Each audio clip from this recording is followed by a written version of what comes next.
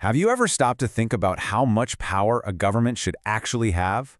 I mean, it's one of the biggest questions we've been asking for centuries, and the answer pretty much defines everything about a country, from your personal freedom to its entire future. So, let's break it down. And to do that, we have to start with the most basic question of all. Before we can even talk about limiting power, we gotta ask, why do we bother creating governments in the first place? What's the deal we make as citizens? Well, at its very core, it's really about order and safety. We all agree to follow certain laws and, pay taxes. And in return for that, the government is supposed to keep us safe, protect the country, and provide all those essential services we need. So, at the end of the day, it's a trade-off, right? We give up a tiny bit of individual freedom to live in a safe and organized society. Okay, but here's where it gets really interesting. Because while most governments have those same basic goals, how they go about it is what makes them so different. It all boils down to one simple thing: who has the power and just how much of it do they have? And that brings us to the two big ideas we're going to explore. On one side of the spectrum, you've got governments with basically no rules. And on the other, you have governments that have to play by a very strict set of rules. Let's dig into what that really means, starting with the unlimited side. So, what happens when a government has a blank check? When there are no rules for the rulers themselves? Well, that's when you enter the world of unlimited government. The definition is kind of right there in the name, isn't it? Unlimited. It means the leaders have absolute authority. They aren't held back by laws or a constitution. And that means the rights and freedoms of the people are, well, they're not really a priority. They're minimal, if they even exist at all. So, what does this actually look like for the people living there? Well, typically, you've got one person, a king, a queen, maybe a dictator, calling all the shots. Individual freedoms, like freedom of speech, are pretty much out the window. If you criticize the government, you can get in serious trouble.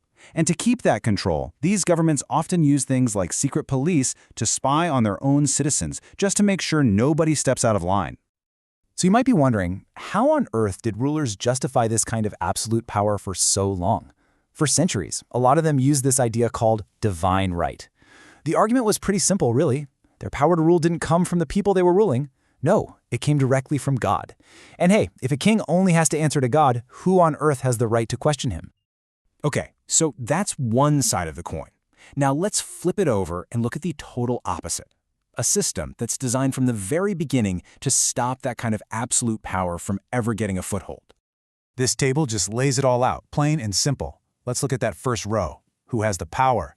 In an unlimited system, it's one ruler. In a limited one, the citizens vote.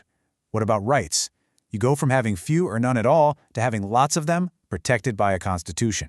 And this next one is absolutely crucial: the rule of law. In an unlimited government, the ruler is above the law. In a limited one, everyone, and I mean everyone, including the leaders, has to follow the same laws. And of course, freedom of speech. Punished in one, protected in the other. It's really night and day. At the end of the day, it's all about having a rule book for the government itself. And that rule book is usually called a constitution. It's a document that's specifically designed to say, okay, government, here's what you can do, here's what you can't do, and here are the rights of the citizens that you can never, ever touch. But how do you actually make sure the government follows that rule book? This is where this brilliant idea of checks and balances comes into play. So first, you lay out all the rules in a constitution. Then, you split the government's power into different pieces, different branches. And here's the magic step. You give each of those branches a way to block or check the others. It's a system designed to make sure no single part ever gets too powerful. Okay, this is all fascinating theory, but it's not just some dusty old history lesson. These two opposite ideas about power are actively shaping our world right now. Let's take a look at what the global landscape really looks like today.